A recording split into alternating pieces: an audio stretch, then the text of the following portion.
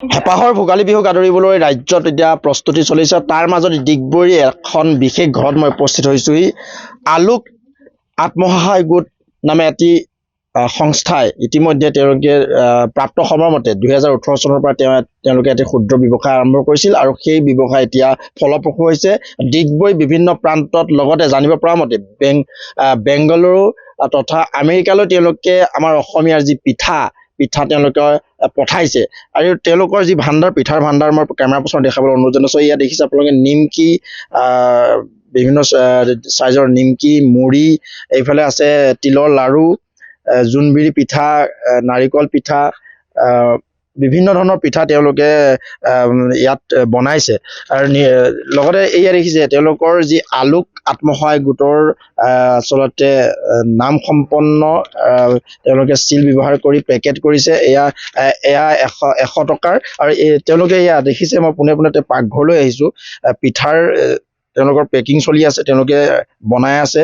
Camera পাৰ্চনে এই সামগ্ৰিক পৰিৱেশ দেখাইছে। স্বাৱলম্বিতাৰ নিদৰ্শন আচলতে এই গোটটোৱে এনেকুৱা ধৰণৰ গোটসমূহে দাঙি ধৰিছে আৰু নিজৰ লগতে পৰিয়ালটো কেনেদৰে পোহপাল দিব পাৰি তাৰ নিমিত্তে তেওঁলোকে অসমীয়াৰ যি পৰম্পৰাগত পিঠা পনা তেওঁলোকে পেকিং কৰি অসমৰ লগতে অসমৰ তথা ভাৰতৰ বাহিৰলৈ তেওঁলোকে পঠাইছে।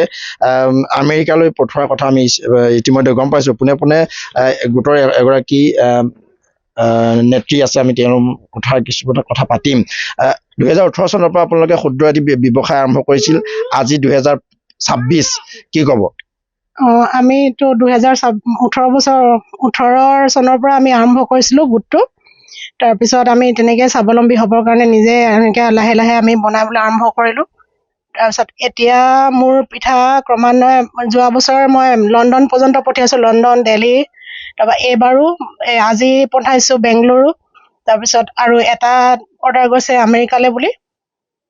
এনেকৈ আৰু মোৰ লগতে মোৰ সহযোগী কেইগৰাকীও মানে স্বাৱলম্বী হ'বলৈ মানে সক্ষম হৈছে। আৰু আমাৰতো এনে গোটত 12 গৰাকী আছে, কিন্তু বৰ্তমান মোৰ লগত কৰা 12 গৰাকী নহয়, খালি 4-5 গৰাকী আমি একেলগে মিলি পেলাই কৰি আছোঁ। গোটৰ বেণ্ডতে কৰিছোঁ, কিন্তু মানে লকডাউনৰ পিছৰ পৰা মানে অলপ মানে গোটটো হেৰি হৈ যোৱাৰ পিছত মানুহে চবেই ওলাই আহিবলৈ মানে হেৰি নকৰে।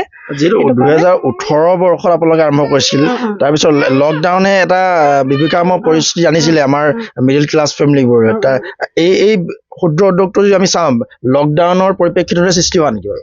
লকডাউনৰ আগতে আমি আৰম্ভ কৰিছিলোঁ, কিন্তু লকডাউনৰ সময়ত মানে গোটটো মানুহখিনি মানে পৰিৱেশটো অলপ বেলেগ হৈ গৈছিলে ন, সেইটো কাৰণে মানে তেতিয়া অলপ বন্ধ হৈ যোৱাৰ নিচিনা হৈছিলে। তাৰপিছত আকৌ মই নিজৰ প্ৰচেষ্টাত এইখিনি আগবঢ়াই নিবলৈ মানে সক্ষম হৈছোঁ।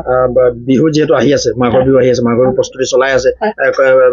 লোকেল আমি যদি অঞ্চলত চাওঁ, তিনিচুকীয়া জিলাখনতে চাওঁ, বিভিন্ন স্থানত হয়তো নিছে, ক'ত পঠোৱাৰ মানে এতিয়ালৈকে অৰ্ডাৰ আহিছে? আমাৰ ডিগবৈ অঞ্চলতে আছে, মানে দোকানবিলাকত লৈছে, তাৰপিছত আকৌ বাহিৰলৈও গৈছে, গুৱাহাটীলৈও পঠাম মই এতিয়া, মোৰ গুৱাহাটীতো অৰ্ডাৰ আছে। এনেকৈ কৰি আৰু মানে দুলীয়াজান, তাৰপিছত নাহৰকটীয়া, এইবিলাকলৈও যায় মোৰ বস্তু। গোটসমূহলৈ এনেদৰে ক্ষুদ্ৰ ব্যৱসায় আগবঢ়াবলৈ চৰকাৰী বহুতো আঁচনি ৰূপায়ণ কৰা হৈছে। চৰকাৰী ফালৰ পৰা কিবা সুবিধা লাভ কৰিছে নে এতিয়া বৰ্তমানলৈকে? চৰকাৰী সুবিধা মানে আমি গোটৰ ফালৰ পৰা, আত্মসহায়ক গোটৰ ফালৰ পৰা যিখিনি সুবিধা আহে সেইখিনি পাইছোঁ বাৰু, একেবাৰে নোপোৱা নহয়। তথাপিও আৰু সেনেকৈ নিজৰো প্ৰচেষ্টা এনেকৈ কৰি আগবাঢ়ি গৈ আছোঁ। ইয়াৰ পৰা মোৰ পৰিয়াল পোহপাল দি আছোঁ। মোৰ ল'ৰা এতিয়া ক্লাছ 6ত পঢ়ি আছে, তাৰপিছত আৰু আৰু এনেকৈ আগবাঢ়িবলৈ গৈ আছোঁ।